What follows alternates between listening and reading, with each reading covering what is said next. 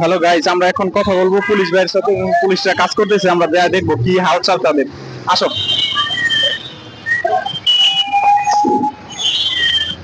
ভাইয়া। ভাইয়া হ্যালো, আসসালামু আলাইকুম। আপনার সাথে একটু কথা বলতে চাই।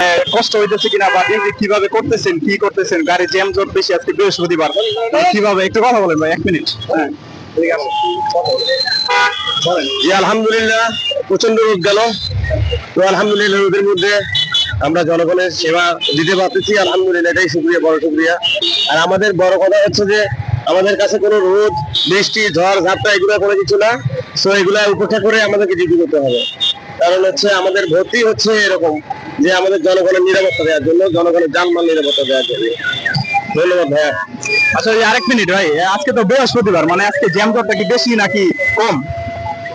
আজকে হলো হচ্ছে মানে আজকে ছুটি, মানে ছুটি বলতে কি আজকে শেষ দিন।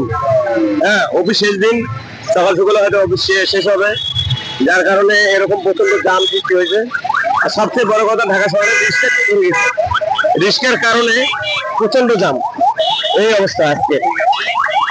থ্যাংক ইউ ভাই আপনার সাথে। আচ্ছা আর আজকে মানে ধরো আজকে কথা বললাম ভাইয়ের সাথে, মোস্তফা ভাই, কিন্তু উনি বললো যে রিস্কা বেশি, জ্যামজট বেশি, তো অটো রিস্কার জন্য ঝামেলা বেশি। তো যাই হোক, আমরা নেক্সট কথা বলবো পরে। ঠিক আছে, আল্লাহ হাফেজ।